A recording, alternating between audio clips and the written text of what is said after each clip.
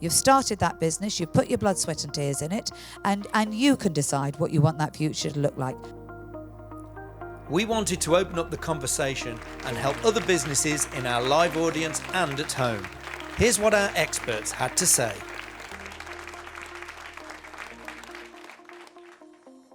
Hi, I'm Khushbu. My husband and I are dentists. We have released an oral care range. My question is, what would your advice be in terms of scaling up the business and approaching major retail stores? My experience is that the first question any of the big retail stores asked is, can you supply me? What is the quality and can I have continuity of supply? So it's interesting when people come into the den, they talk about sales, sales, sales, sales, and I just need to be introduced and everything will be fine. And I'm like, before any of that happens, your product has absolutely got to be ready. I don't think it stops you starting a conversation, but you do have to be supply ready before you actually get into the big stores. So I think spending a lot of time, it's very easy to think about spending time on social media, telling the story, but I think getting the product ready, you won't get in there if your product can't be supplied. Yeah, no, absolutely. I would like to build on your answer. In the end of the day, what you need to understand, how many units can you produce per week? What are your peaks? Are you going to have any ups and downs in your supply? And obviously, don't target the retailer or the store owners that would be way above your existing weight. So do it gradually, step by step. Then, in reality, the retailers, they really want small businesses on their shelves. So it's not the big corporations that they already have an established relationship. They have their clear targets on introducing small businesses. So you're in a very good place. What you need to know is why you're different, why you're better. And a lot of the retailers have open days. They actually invite small businesses in to say, come on, then show us your product. So look out for those. Try and find out what those dates are. Some of them are specific to particular types and groups of products, and some of them just come in and show us what you've got. So have a look around. But, the first thing I always say, who are your key retailers? Because so many people, I want to get into I want to get into all the big stores, but isn't it true? You need an absolute price. I say no. I want a top 3 at all times. You tell me your top 3 at all times, and I will help you get store ready. And one other thing, because we immediately think retailers. Can you think of other channels?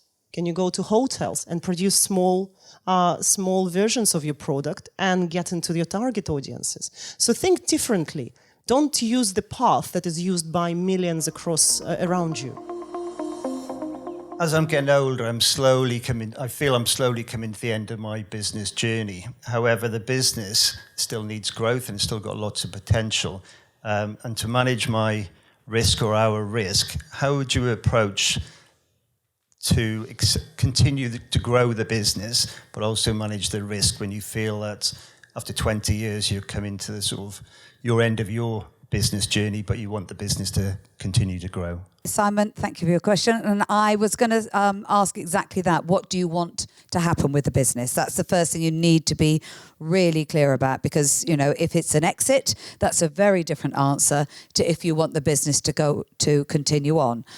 Because, of course, at exit, you get the reward for a lot of hard work that you've put into your business. You sell your business, you get the money, you go off and enjoy it.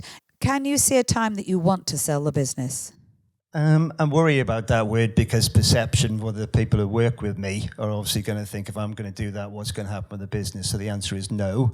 I've still got ambitions. I'm still trying to set up in Zambia, trying to set up in Singapore. So the answer is I would like the business to keep going, whatever happens.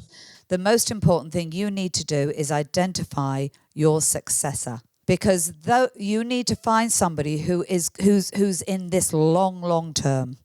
That you might have somebody within the organisation who is an obvious successor, or you might need to bring somebody else in who can really focus on the business. And you will get tensions.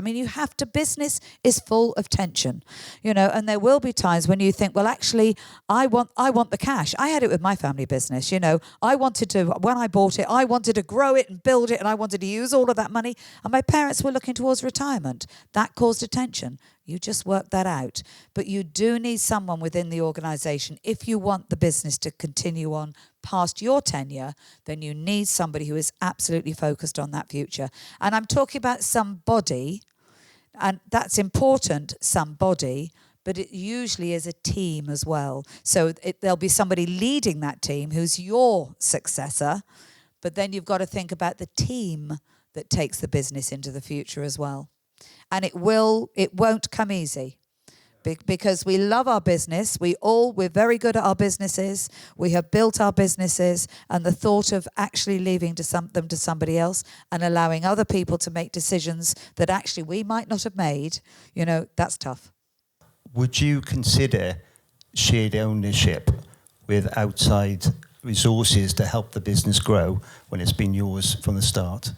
So I did, but I did with the intention of staying in the organisation and also having a say in what was going on. I think you might find it very difficult if you bring somebody else in who's got a lot of skin in the game, who will actually take the business in a different direction. So if you get your succession right, you're going to have somebody with shared culture, shared values, and a shared vision for the future. If you get that bit right, it's going to make it much more comfortable for you than if you bring somebody in who puts a lot of money in the business and wants to take it in a different direction. You are not going to like that.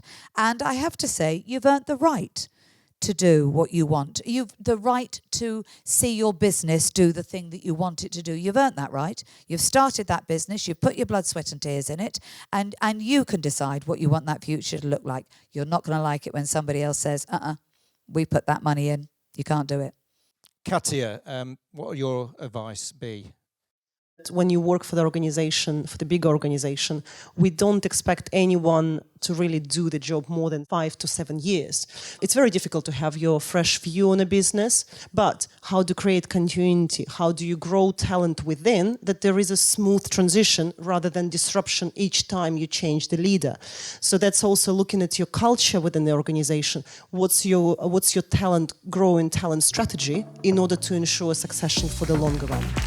Thanks to our experts for sharing their advice and their insights. If you'd like further tips on business growth, then visit nestleprofessional.co.uk.